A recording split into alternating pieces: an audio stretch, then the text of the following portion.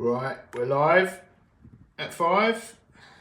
Bit late as usual. Centre that so you can see what we're doing. Bingo, there we go. Right.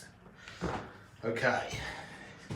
Right, welcome to Roberts & Co. Welcome to London. Live at 5. Hour late at least. Let's turn on the YouTube copyright free music. We're going to have a little live jewellery making session.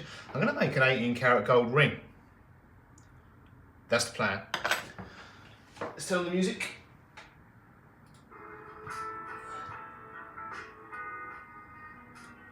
Right, as the title of this video suggests, it's the end of an era. It might not look like it right now, but I've managed to tidy up the bench pretty much. All of the bits that were on it. The last time I tidied up this bench, it didn't have a load of component parts on it. I started making the YouTube videos for Roberts & Co. in 2019. And the bench was the bench was not tidy by any means. So I've tidied it up completely to start making the original videos. And and then obviously 2020 happened and it just went crazy and the jobs have just been piling up. These little bits of odd jobs and component parts that I just didn't get time to finish. There's always something more important to do, and I've been in loads of jewellery workshops in my time, and I've said this in previous live streams, there's in all the ones I've been, they've got more in common than differences, but some are tidier than others. Generally speaking, there's always exceptions to the rule, but the ones that customers or investors or clients are often invited into will be tidier than the ones where they're not. I've said this as well. I think the ones where the people where the jewellers are self-employed, there's always something more important to do than tidy up at the end of the day or change the fluids at the end of the day. You've always got something more important than sweeping up to do. Whereas the ones that are employed or that have employees, there's always something you can do rather than actually doing work, like tidying up, changing fluids, changing the ultrasonic fluid, sweeping them up, tidying the bench at 4:30 on a Friday before that countdown to watching the clock with a broom in your hand, so. But they've like I say, they've got more like most jewelry. All the jewelry works I've been in, they all look very much the same.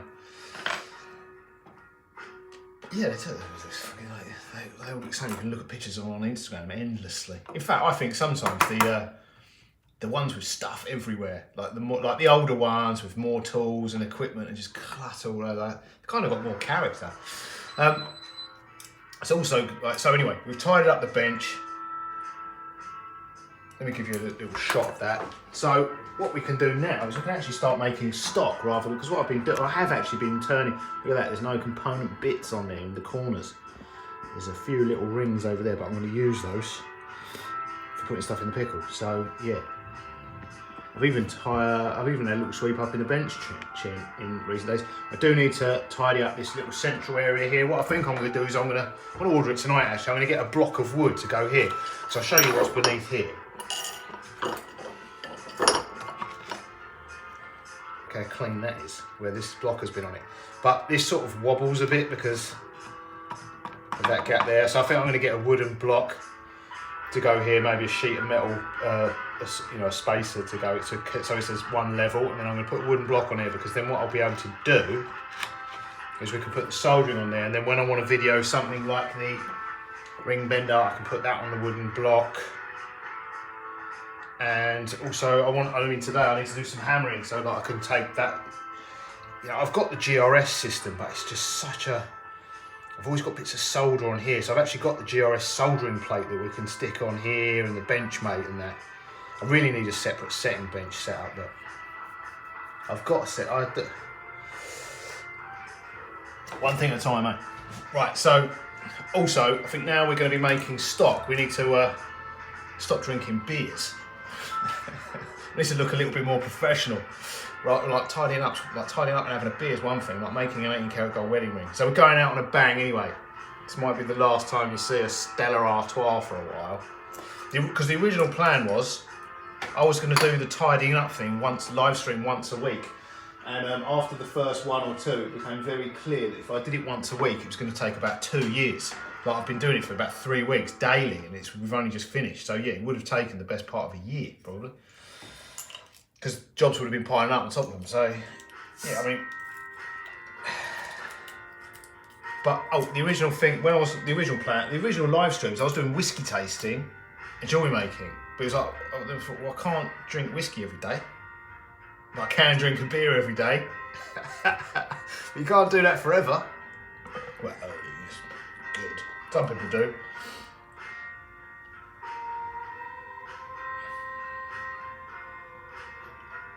But yeah, if I carry on, I'm not going to feel great by Christmas, am I? So yeah, we need to...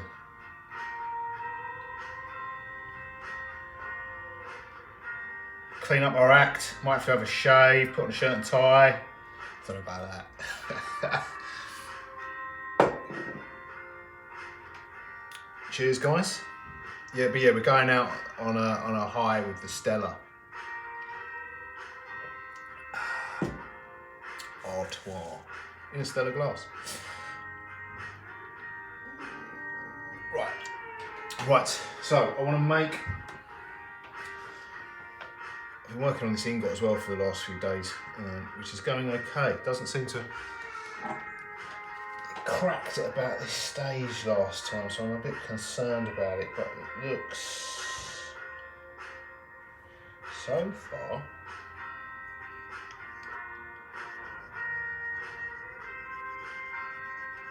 So far, so good, I think.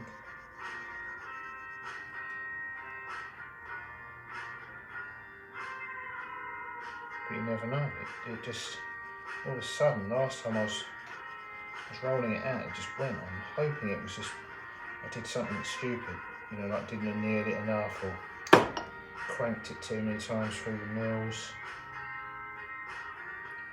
Some marks on the surface of, on the edges there, but I think it is just, I'm hoping that's just some of the marks from peening coming to the surface.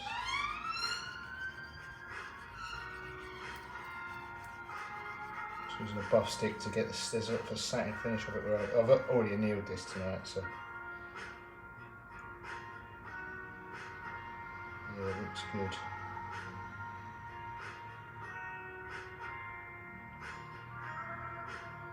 Because yeah, I really need this wire. I don't have to start again. This is going to be 1mm wire.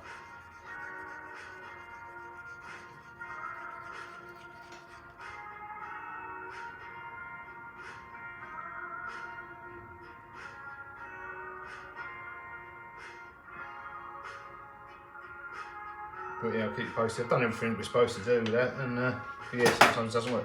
Right, 18 karat gold wedding band. This is 2x1mm 18 karat gold wire, court shape that we make in-house. Pour an ingot of 18 karat gold, pin it, then roll it the same as this, so it will start out looking very much along the lines of that. Keep rolling it, and it's square, and then ultimately we put this through. Do I have one here?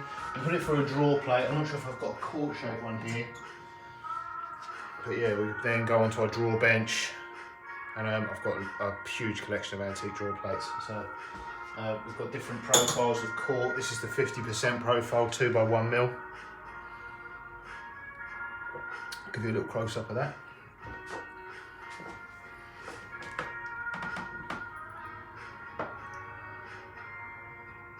So court is effectively oval. It's an oval profile wire.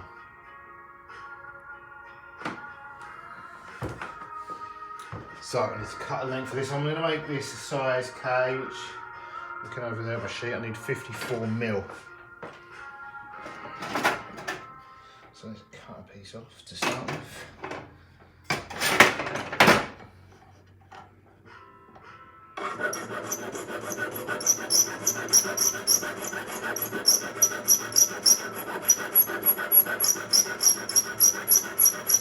This is a stock ring, part of our wedding ring collection.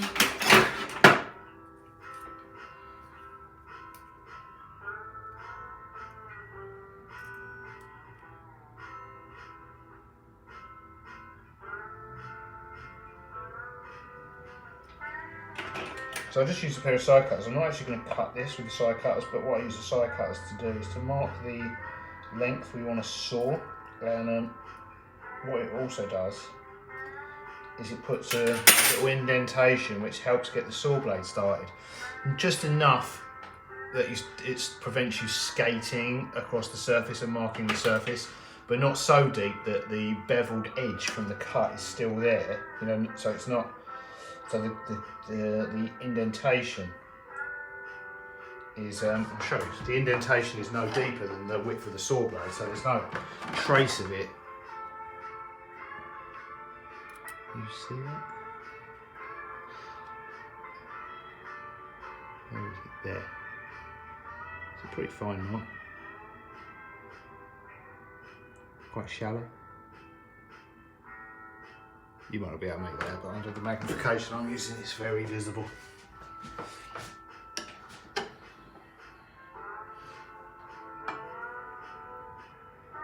And yeah, that just gives the saw blade something to sit in.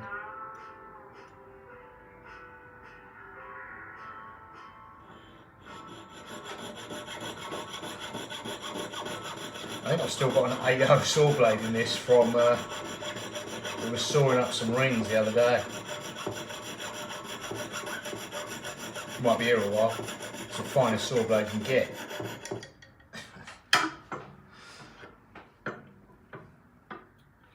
Right, there we go.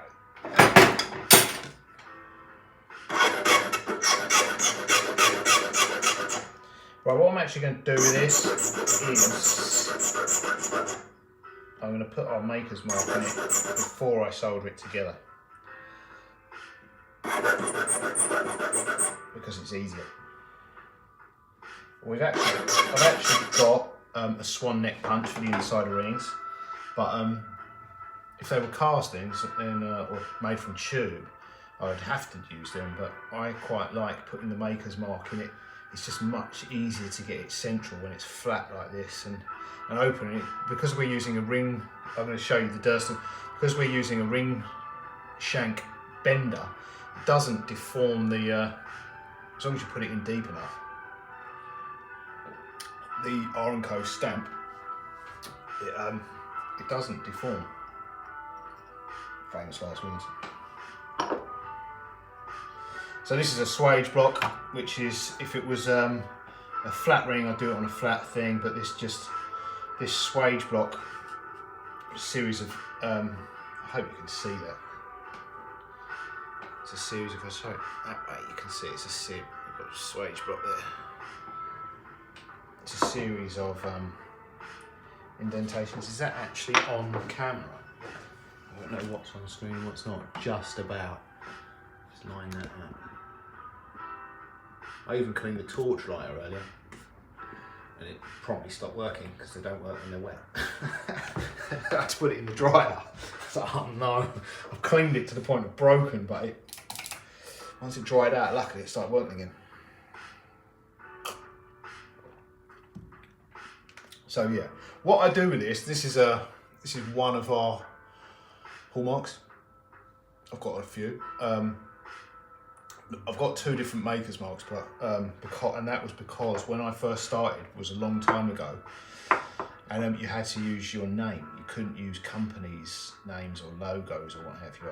That was the deal, I think. And then at some point they changed that, and you could use a company name or a trademark. So we got our company name registered. They're all unique. That's where the phrase hallmarks comes from, I guess. And yeah, Goldsmiths Hall in London. I've got a few different ways of doing this. Now, when I first started, when I saw the people doing it in the assay office, they got a big club hammer, a big heavy club hammer with a short handle, and one and done. So I tried that. It's brutal. For one, it's a brutal way to do it. And I often found the piece sort of bounced, and if you didn't get it right, and it would never be quite. It never looked quite right, and it was, it'd be uneven. It would bounce out, and I didn't get on with doing it that way. But obviously, they're doing it all day, every day for 8 hours a day, 5 days a week. So I would imagine whatever you do for that long, you get pretty good at. So I don't know whether they do. I don't know whether they actually. When I've been there, and most of it was done with. It appeared most of the work was being done with fly presses. They sat at a bench like this with a fly press. That's how it seemed most of it was done. And I got a massive fly press, and that is a really good way of doing it. But it's quite. I haven't got that much tooling for it, so it takes a little bit of line. Plus my fly press is on the floor. I need an engine hoist to get the fly. It's in my workshop, but I need an engine hoist to get the fly press on the bench it came with. And I haven't got so at some point I'm gonna do that. So if I want to use the fly press, I have to lie on the floor. So it's not a problem. Just lie on the floor, and then you can see it because the press will literally it's on the press is on the floor, and it weighs probably 500 kilos, something like that, 600 kilos. So it's massive. It's on a pallet on the floor. Fully functional, but yeah, that is a good way using the fly press. I probably bought a fly press that was a bit too big in height, so I've got a small one as well. Yeah, I've got a lot of tools, right? But what I found, I was then watching a video of the ladies that do like stamping art. They'll get pre-made pendants, and I've probably got some of the punches here. I've got a Day of the Dead one.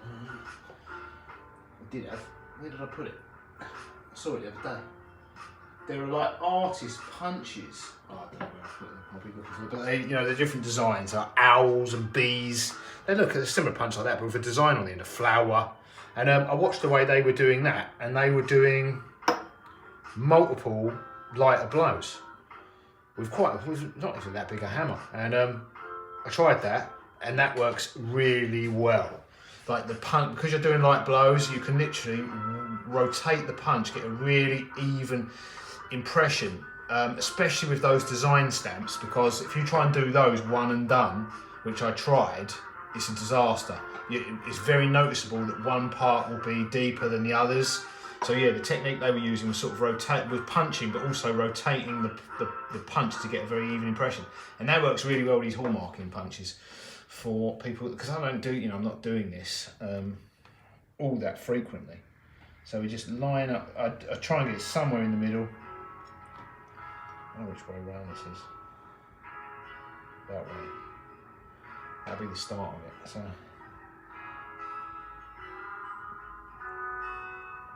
I think this is the right size for rings.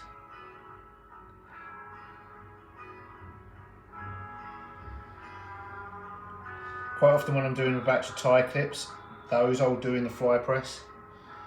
If I've got a batch of 50, so I can just line it up, get it all set up, and then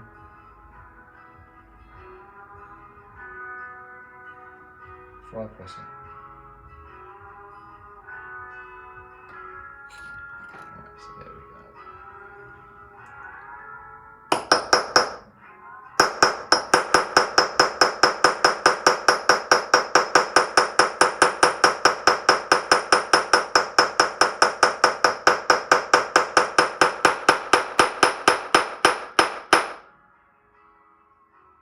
You can as well, but if you don't think it's deep enough or in enough, doing it this way, that's fine. What you can do with this, if you've gone too heavy or too light at one end, you need to line it up. It is actually possible, I've found, because I have done it. You can just wobble the punch, try and. That's it. That's now actually in there. So if I wanted to carry on, so you can just sort of locate the punch. It's actually that's in where the punch was, and then you could continue tapping away. See it. That's the way we're doing it in the minute, instead of one and done. I'm going to give you a close up of that and get a nice. The main thing is we get it straight. Centered, straight, and also not smack. We haven't, if you try and go one and done without experience, you often end up with a huge flat spot on the reverse. If if you've ever sent stuff to an SA office, yeah, they, sometimes they're brutal. So yeah, there we go. There is our Maker's Mark, part of the hallmark in that ring. Looking good. It's deep enough not to be distorted by the next process, which is got Durston ring shank bender here. So now let's find the right size die. It's probably a, where's it now? I'm going to start off with this one, but it might be a bit big. That looks about did I say this is a K? These are great, these tools. I've got another one of these which I'll unbox at some point. I've got the bigger set, I've had it for about 2 years. It's in the box. I hope it's complete because I can't send it back at this point. If I sort of say, oh yeah, they won't believe me, will they? So I've just unboxed this and there's a die missing or a bit missing. Bloody bullshit.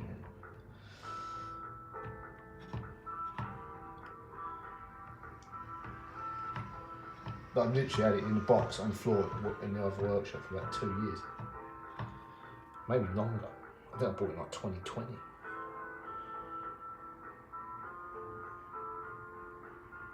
Because I was using this all day, every day. I thought, you know what, I'm going to get the bigger one. And I was so busy I didn't have time to get it out of the box.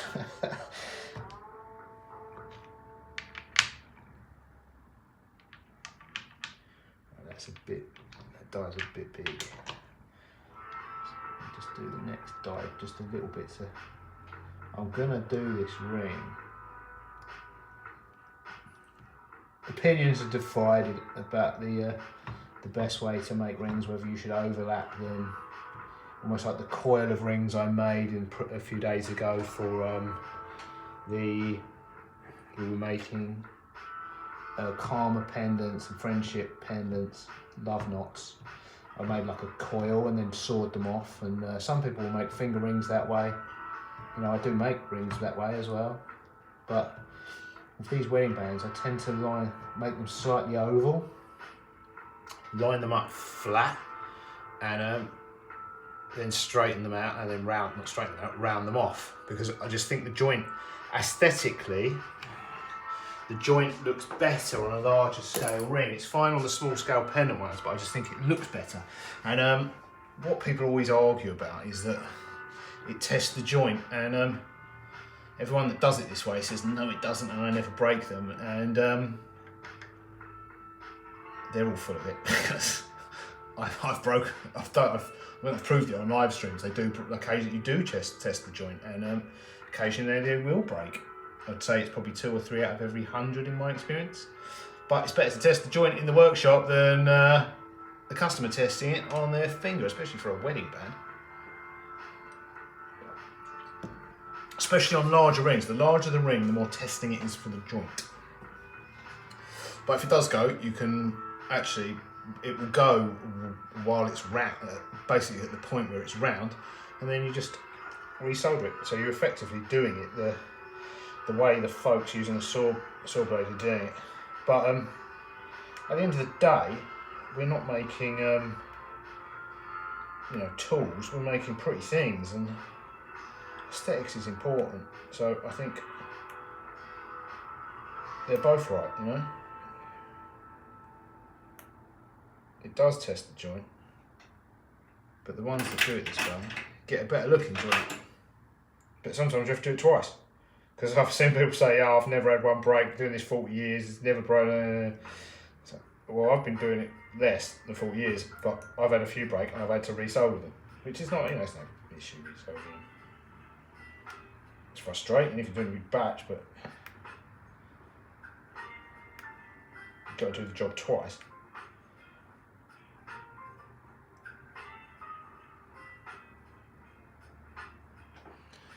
Do I need to run a saw blade through that?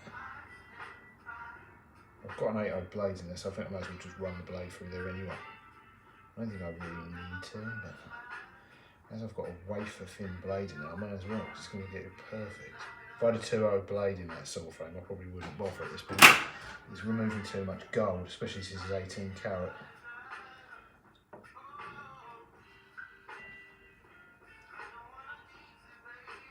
That'll just give you a nice, perfect joint.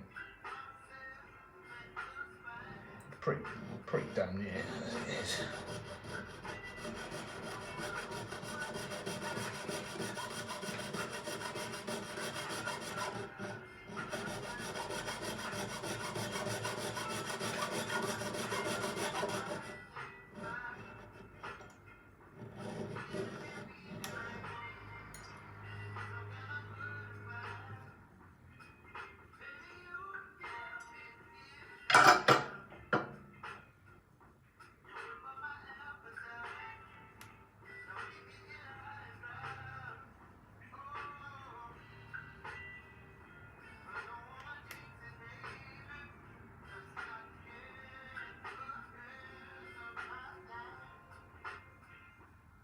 It's got to be perfect. Wow, where's the file? Give this a little file off. Obviously, this is effectively, it's not a piece of fine jewellery, so it's got to be perfect. Well, everything's got to be perfect, hasn't it?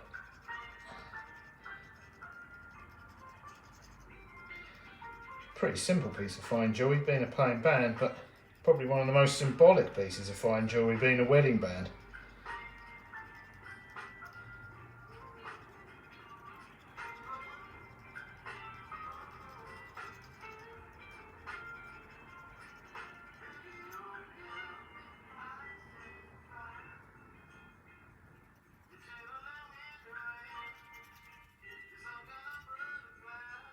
I've got to make quite a few more of these, so there's going to be a few of these on those streams.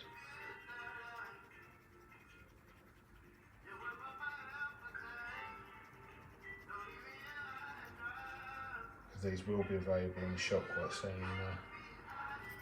Every size from A to Z. I think at least A to Z, possibly 8. No, there will be A to Z plus 6. There'll be all sizes.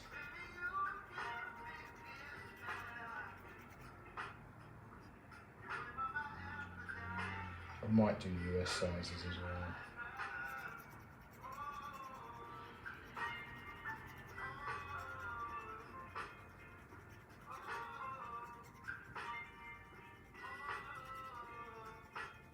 Possibly EU sizes.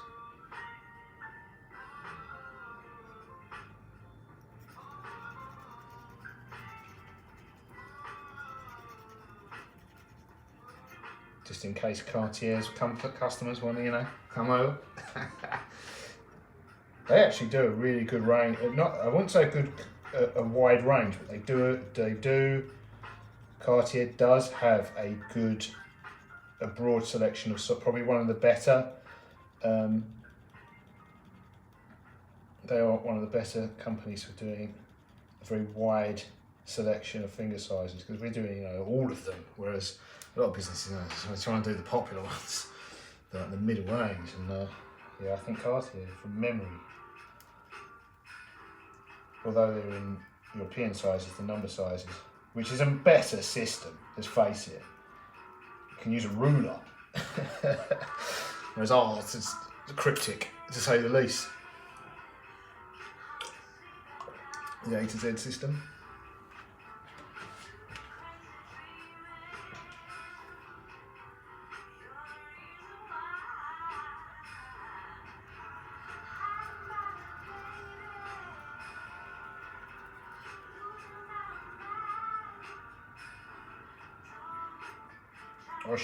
What I should probably do is do them all in the Euro sizes, in the hopes that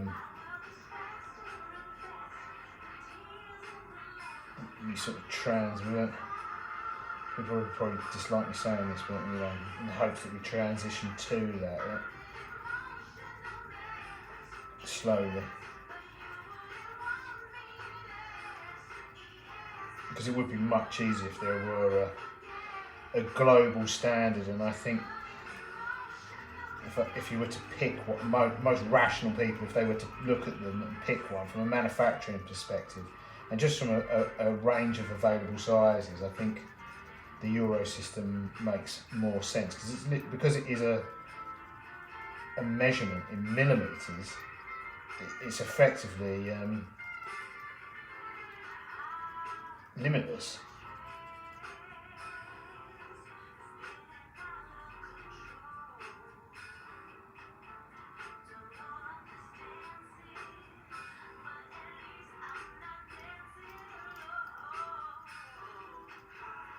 Whereas with RZ+6, you know, there are people now rocking up with Z1 and Z9s and Z10s, but there doesn't really seem to be a sort of a sensible way of, or a mathematical way of establishing what that is in millimeters. Yeah, ring sizing is a nightmare. Right, let me give you a close up of this.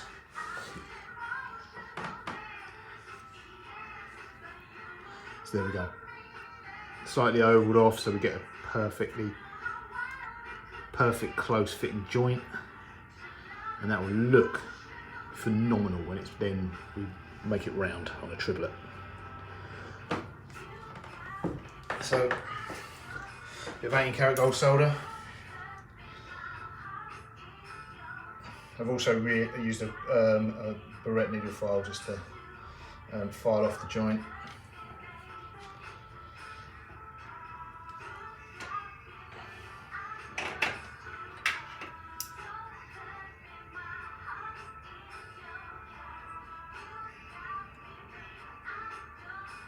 This is 18 karat gold solder. This is hard solder we're using. It's the best colour match.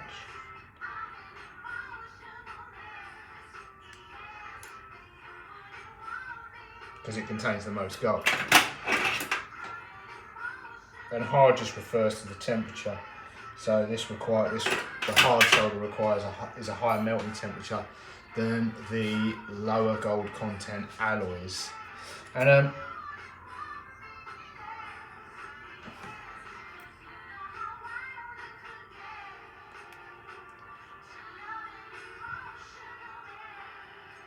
most books and that would probably suggest that you use hard. You know, like the right thing to do is to use hard if you're just doing one joint, and then use the other solders if there was a second joint and a third joint and a fourth joint. My recommendation to you is, if you're just starting out, get it extra easy. Just when you're starting out, it's hard enough. It's a learning curve, and physical dexterity and controlling the flame and learning what temperature the metal looks like before it melts. I would, when you're beginning, extra easy or easy, and once you've got the hang of it, then the better you get at soldering, then progress up to hard. Hard's more expensive as well, you know? So, like, if you're starting out, just to make life easy for yourself, and as long as it's, as long as there's not excess solder on the piece, it will still comply with hallmarking regulations and trading standards regulations. So make life easy for yourself, extra easy until you're experienced enough.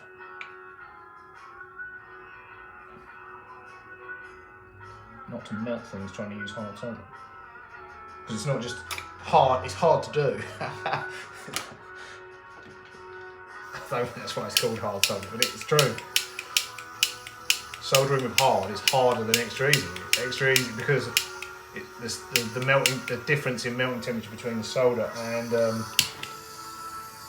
the actual piece is greater.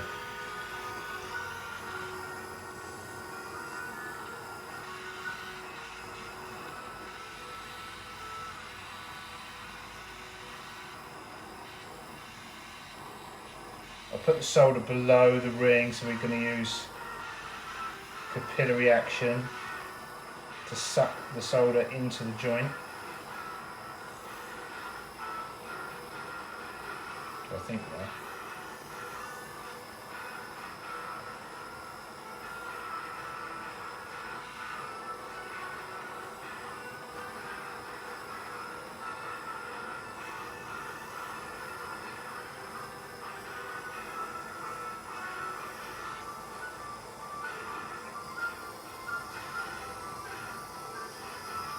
This ring is way hotter than I'd like it to be.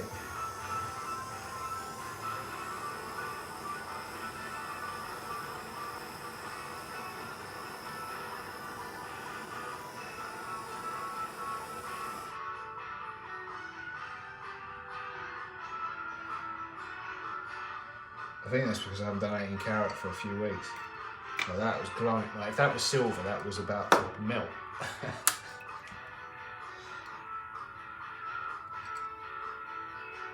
Yeah, that was a scary colour of red. That pulled through. I don't think that pulled through to the inside. To the inside there.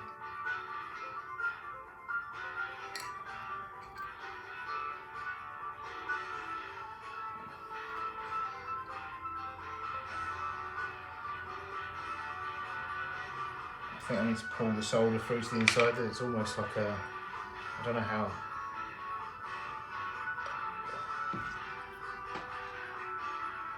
Visible that. I don't want the joint visible. Anyway.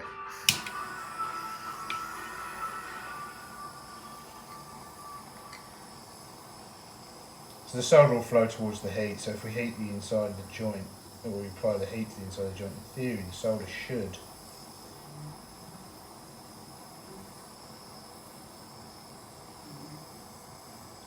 come through to the hottest part.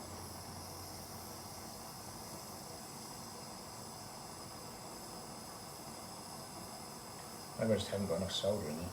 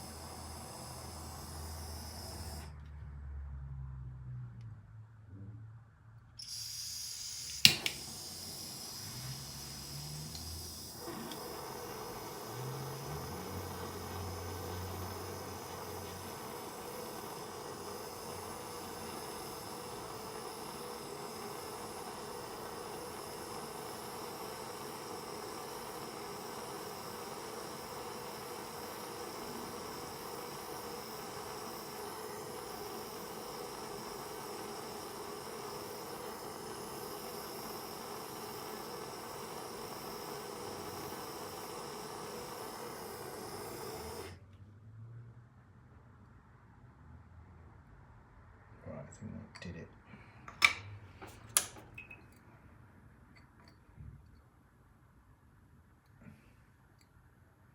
Yeah.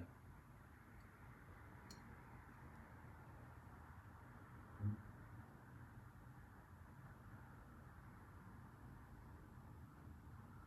think that's pulled it through. Clean it off from the pick, or still a little line there, but I'm not entirely sure if that's just an actual, if it's a level line, or just, because I obviously don't want to file too much metal off this. It's 18 karat gold. Just turn the music's gone again.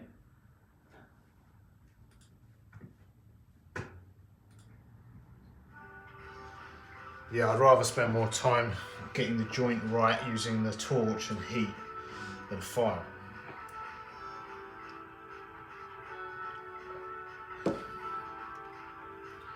Right, it's going to take a little bit of cleaning off.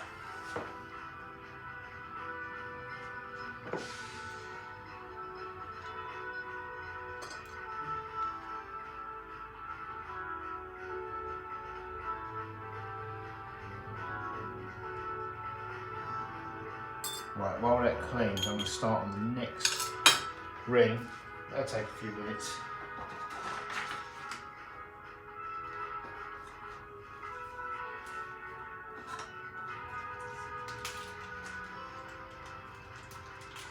Right, I've already cut a piece for this. This is going to be a size O.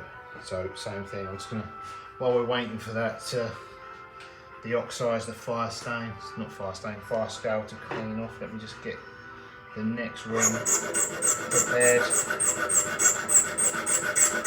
And then I'll give you a close up of the clean ring we've made.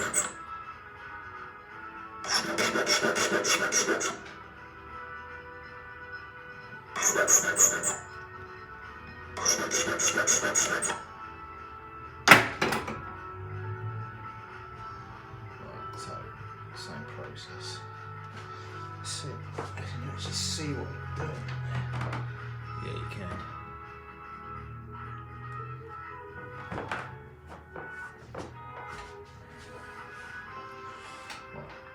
Hammer.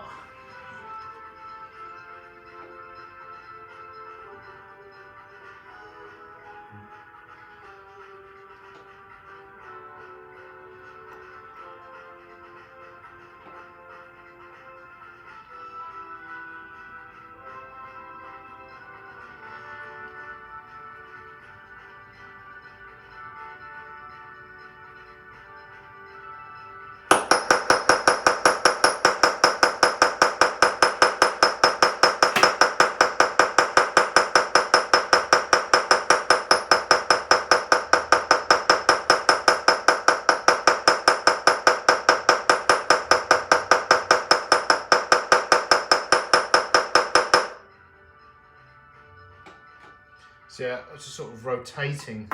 I mean, that's sort of an exaggerated version of what I was doing there, but just sort of rotating the paint so get a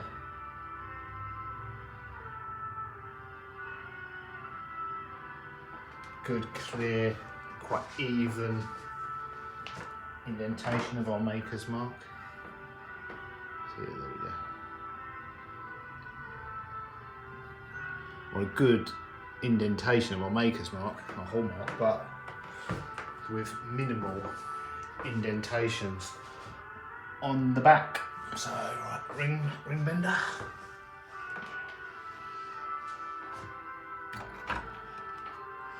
Right, this is slightly bigger ring, so we can.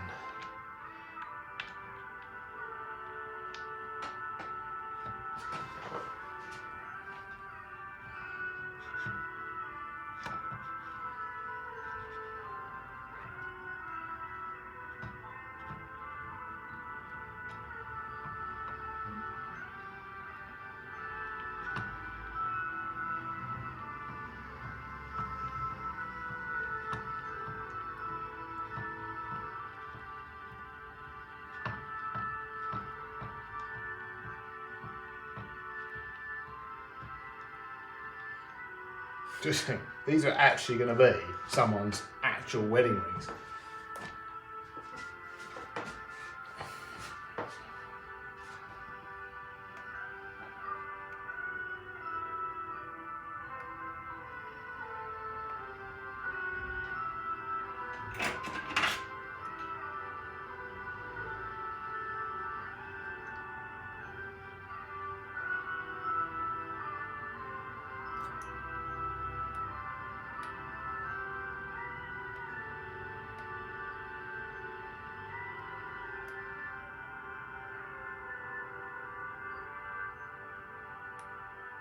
That might be a service we could offer. Watch we make your wedding bands. You and the rest of the world live.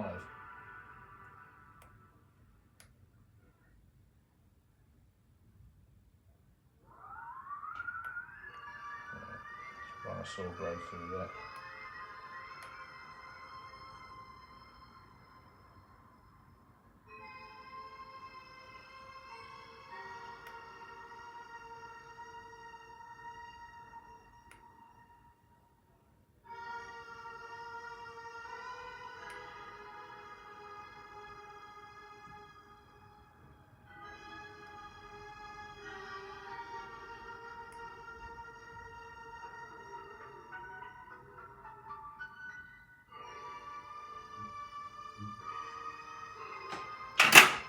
The only good thing about, well, I'm not saying the only good thing, the thing with wedding bands is that the odd thing about wedding bands, not the good thing. Obviously, after the big day, what you're left with is the daily reminder. All you're really left with is the rings. You know, obviously in a partner. But you know, it's the daily reminder for the rest of your married life of the big day. You know, happy memories, a photo album, a dress you're never going to wear again, and wedding rings you are going to wear again every day. But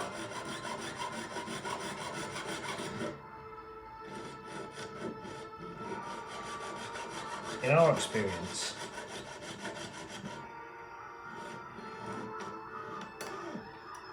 I'm going to say fortunately, otherwise there'd be quite a lot of pressure on it, wouldn't there? They put so little, considering the significance of them after the event, what many bridezillas that I've dealt with are so focused on the day and the party and the dress, like it is very low in levels of importance in the planning of a wedding. Like to the point where I've had people, text, message on a Friday night saying we're getting married on Saturday morning. Is there any chance of next day delivery because we're getting married tomorrow? No. It's so bad. I would imagine most wedding venues must have like stand-in rings. Almost they must have a sort of supply. I've never supplied any, but they must. It's so. The requests I get, like it happens, it's calmed down a bit now because I don't think there were so many weddings over. But I would always get it. Like people, I'll get messages from someone on a Wednesday saying the wedding's on Friday. Can you engrave them as well? It's like I can't even get them to you.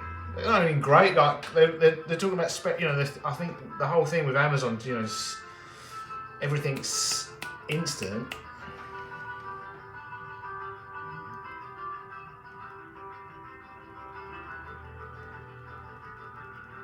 But in a way, I'm not complaining about that because otherwise they'd go mad, people would lose their minds, wouldn't they? But they're more worried about the minor, insignificant details of the party than, in most cases, probably more worried about, the first dance tracks or, the first dance music, the playlist, than the wedding bands. They're worried about a whole lot else.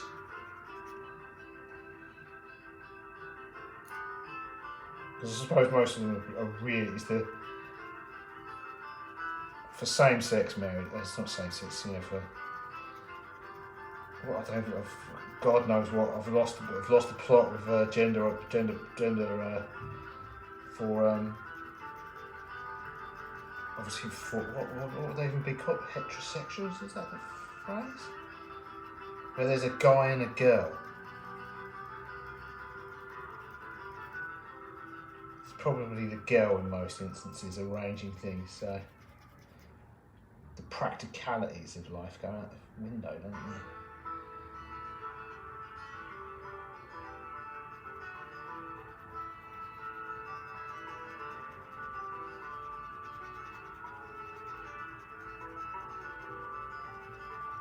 If it was two straight guys getting married, it would, which there is a very funny TikTok about. They just get two steel rings, wouldn't they? Practical. Go down a pub.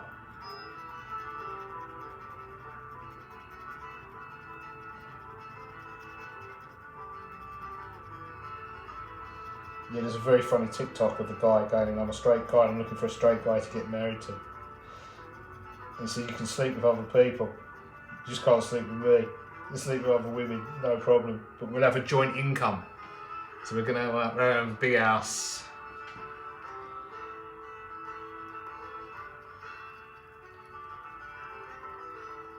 If you need to ride a motorcycle, you can borrow mine. We'll get a boat.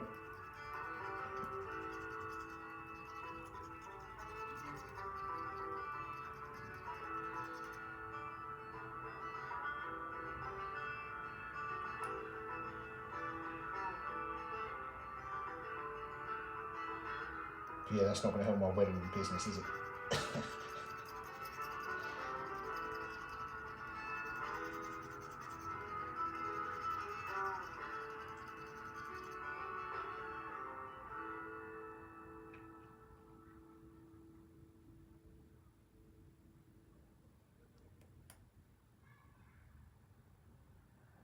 Right, that looks ready.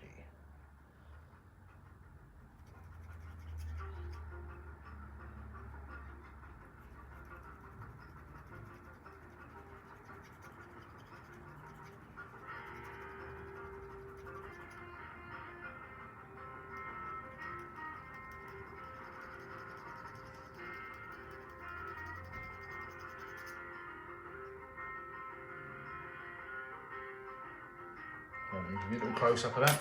Is that clean? That's looking cleaner. There we go. Right, I'm going to solder this and then we'll get that other ring out. It's nearly, it looks... No, it doesn't. It looks clean enough to put it in the round. But it definitely needs a little bit longer in that pickle.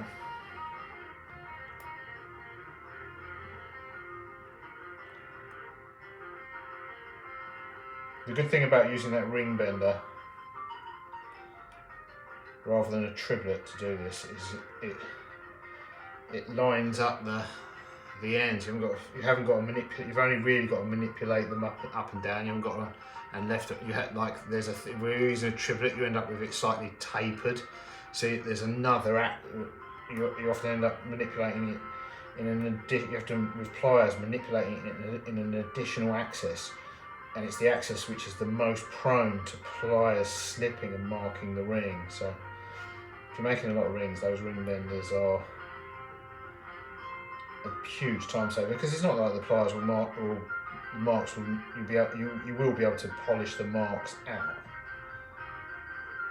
But it's just more labour, more time. They're a real time saver.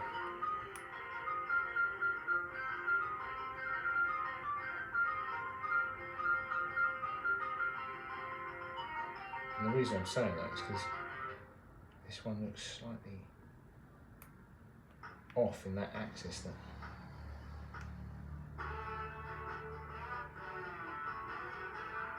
It's very slight.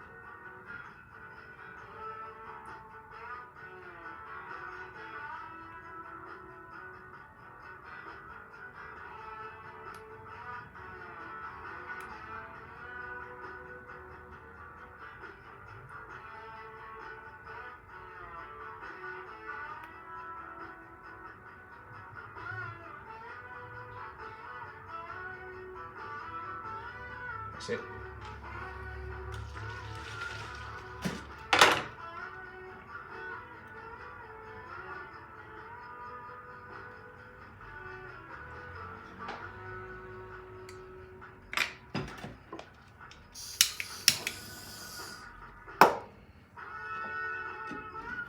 Right, I'm using a little bit more solder this time, so I don't think I used quite enough last time. I had to pull the solder through the heat.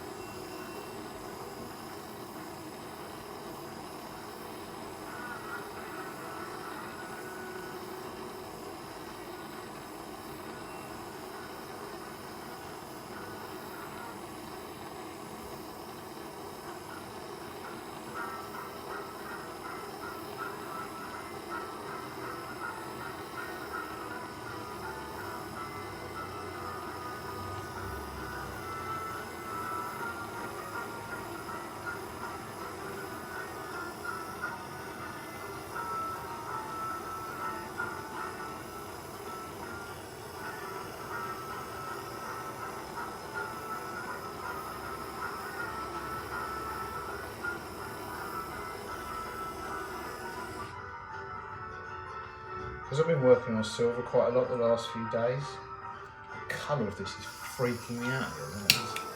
Like I say, if silver was that colour, there would be a little puddle on the...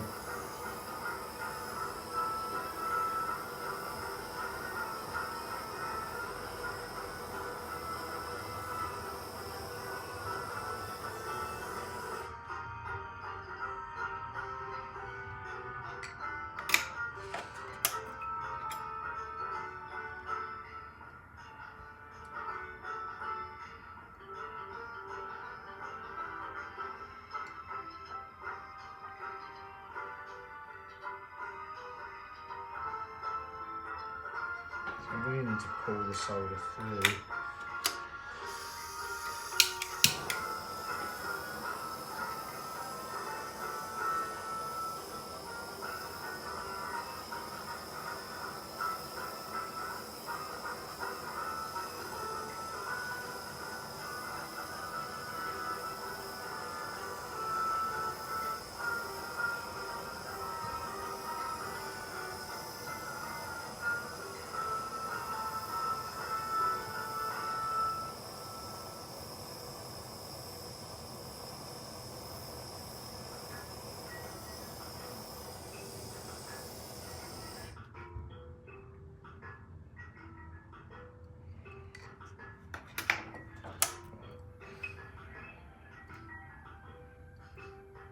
That's pulled enough through.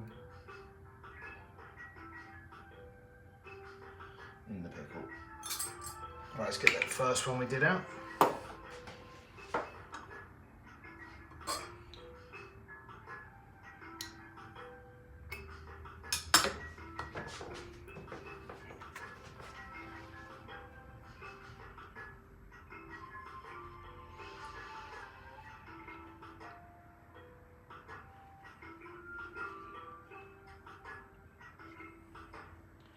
Right, this still, it's cleanish. Well, no, it's very clean. The joint's good. There's still a little bit of flux. I want to leave that longer in the pickle, but I'll just give you a quick. What I was going to do is round it off and show you an almost finished ring, but there's still some flux left on this, and I don't want to hammer it round because that will indent the ring. And like I say, these are expensive rings. They need to be bang on. I don't want to file too much off, so there we go. Got our maker's mark in there. The joint needs cleaning up. It's pretty good on the inside actually, it's pretty flush, but there's excess solder on the outside there. So I'll round it off. I'll leave the excess solder on there on the outside. I'll clean up the inside so that we don't mark the inside on a triblet. On a steel triblet, and then I'll hammer it with the rawhide mallet on the steel triblet, but I'll leave the excess solder on the outside of the joint because it actually provides, like I say, everyone that does this, that I've seen online having the argument that it's not that it's the best way, says they don't break, but it can test the joint, and if you leave the excess solder on before rounding the ring, they're less prone to cracking. So it stresses the joint less if you leave the excess solder, but I can't, on the outside. Can't leave it on the inside because it will leave a mark. So that is it for tonight's live stream. We've made two. Well, we've almost made. We've made 2 18-karat golds. They just need rounding off, cleaning up the joint, and then polishing, and they will be good to go. Quite literally, they're wedding rings, doing God's work. I think the bankers claim they're doing that, but they're not. They're doing someone else's. Right, thanks for watching, guys, and I'll see you in the next one. Oh, it's so close to an hour, 59 minutes. Ooh.